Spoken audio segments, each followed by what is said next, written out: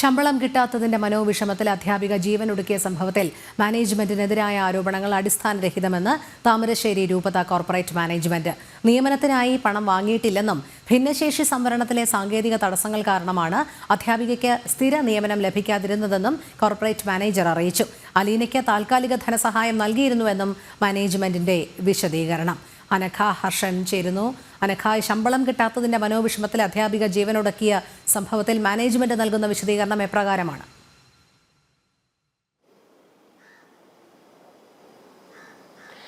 രോഹിണി, കൃത്യമായി തന്നെ ഇന്നലെ വൈകുന്നേരമാണ് ഈ അലീന ബെന്നി ശമ്പളം മുടങ്ങിയതിനെ തുടർന്ന് ആത്മഹത്യ ചെയ്യുന്നത്.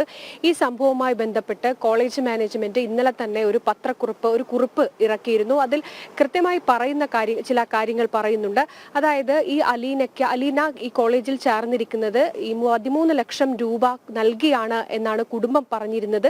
എന്നാൽ അത് നിഷേധിക്കുകയാണ് ഈ താമരശ്ശേരി അതിരൂപത കോർപ്പറേറ്റ് മാനേജ്മെന്റ്. ഇത്തരത്തിൽ ഈ ജോയിൻ ചെയ്യുന്ന സമയത്ത് ഈ 13 ലക്ഷം രൂപ തങ്ങൾ വാങ്ങിയിട്ടില്ല എന്നാണ് മാനേജ്മെന്റ് പറയുന്നത്.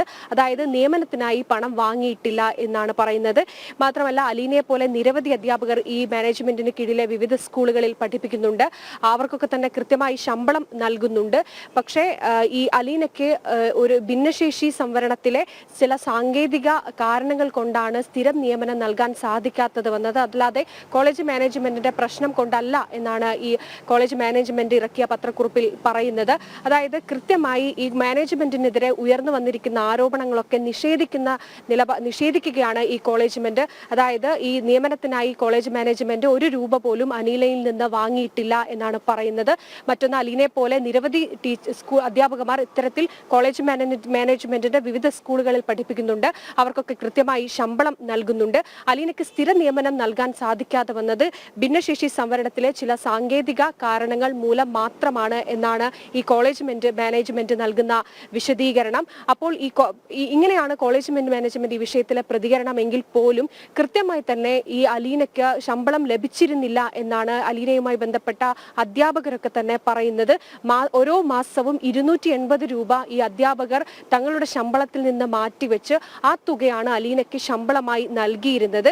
ഏതെങ്കിലും ഘട്ടത്തിൽ ഈ ശമ്പളം വരുന്ന സമയത്ത് കോളേജ് മാനേജ്മെന്റ് അലീനയ്ക്ക് ശമ്പളം നൽകുന്ന സമയത്ത് തിരിച്ചു തരാമെന്നൊരു ഉറപ്പിന്റെ അല്ലെങ്കിൽ ആ ഒരു കാര്യത്തിന്റെ പേരിലാണ് ഈ അധ്യാപകരൊക്കെ തന്നെ അലീനയ്ക്ക് 280 രൂപ മാസം മാറ്റി വെച്ചുകൊണ്ട് ശമ്പളം ഓരോ മാസവും നൽകിയിരുന്നത്. അങ്ങനെയാണ് അലീനയ്ക്ക് ശമ്പളം നൽകിയിരുന്നത്. അല്ലാതെ മാനേജ്മെന്റ് അലീനയ്ക്ക് 6 വർഷമായി 1 രൂപ പോലും ശമ്പളമായി നൽകിയിട്ടില്ല എന്നതാണ്.